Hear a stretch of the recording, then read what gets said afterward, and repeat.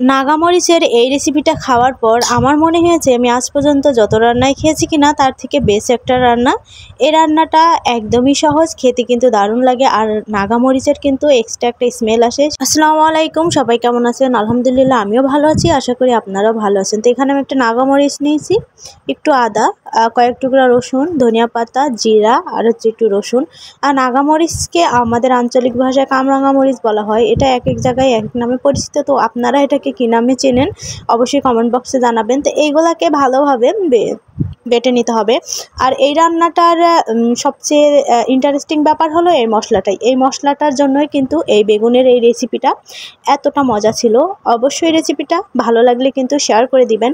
মশলাটাকে একদম মিহি করে বাটতে হবে। অবশ্যই কিন্তু সরিষাটা দিতেই হবে, সরিষা বাটা না দিলে কিন্তু খেতে ভালো লাগবে না। তো এখানে আমি লবণ হলুদ দিয়ে চিংড়ি মাছগুলোর সাথে ভালোভাবে মিক্সড করে দিয়েছি। চিংড়ি মাছগুলো কিন্তু আমি ভালোভাবে ধুয়ে পরিষ্কার করে নিয়েছিলাম, আর একটু পানি দিয়েও নিয়েছি। মশলাটা একটু গাঢ় মনে হচ্ছিলো, এজন্য একটু পানি দিয়ে পাতলা করে নিয়েছি। আর এখানে একটা বেগুন নিয়েছি, বেগুনটা যদি আরেকটু বড় হতো ভালো হতো। বড় বেগুন ছিল না, তো যতটুকু ছিল ততটুকু নিয়েছি। আর বেগুনটা খুবই সুন্দর ছিল, আমি ভাবছিলাম যে পোকা হতে পারে, কিন্তু না, বেগুনটা খুব সুন্দর ছিল। তো এটাকেও আমি ভালো করে ধুয়ে নিয়েছিলাম। ধুয়ে এবার ভিতরের বেগুনের কিছু অংশ আমি বের করে নেব।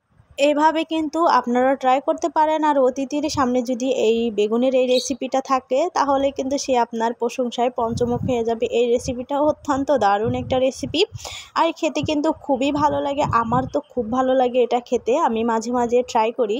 চিংড়ি মাছ না থাকলে এখানে যে কোনো ছোটো মাছ কেটেও দিতে পারেন, যে কোনো মাছ দিয়ে ট্রাই করতে পারেন। তো সবচেয়ে বেটার হয় চিংড়ি মাছ ভাপে বা রান্না করলে খুবই ভালো লাগে। আর এখানে আমি কিছু বেগুন যে অবশিষ্ট ছিল সেগুলোকে ছোট ছোট করে কেটে আমি এখানে দিয়ে নিয়েছি। আর ভিডিওটা কে কোথা থেকে দেখছেন অবশ্যই সেটা কমেন্ট বক্সে জানাবেন। তো এখানে আমি কিছু টুথপিক দিয়ে চারোদিক থেকে মুখটা একটু আটকিয়ে দিয়েছি। সরিষার তেল দিয়ে রান্নাটা করব। সরিষার তেলটা যে ভালোভাবে গরম হয়ে গেছে, আমি কিন্তু বেগুনটা দিয়ে নিয়েছি। দিয়ে এবার হচ্ছে আমার বেগুনটা ভেজে নেওয়ার পালা। বেগুনটা ভাজতে গিয়ে একটু ঝামেলা মনে হয়েছে, কিন্তু পরবর্তীতে ঠিক হয়ে গেছে। আর বড় বেগুন হলে আরও ভালো হতো, আমরা মানুষ একটু বেশিই ছিলাম, সেজন্য একটা বেগুনে হয় নাই।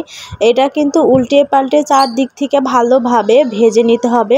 তো দেখতে দেখতে কিন্তু আমার ভাজা কমপ্লিট হয়ে গেছে। দেখেই তো খুবই ইয়ামি মনে হচ্ছে। আমি যখন রান্না করতেছিলাম তখনই আমার খেতে খুব ইচ্ছা করতেছিল, এতটা টেস্টি একটা সাধারণ রান্না।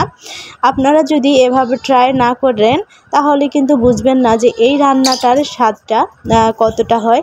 আর বলতে বলতে কিন্তু আমার রান্নাটা শেষ হয়ে গেছে। আমি এবার দেখি বেগুনটা একটু কেটে দেখাই সেই চিংড়ি মাছ দুইটাকে আমি খুঁজে পাই কিনা।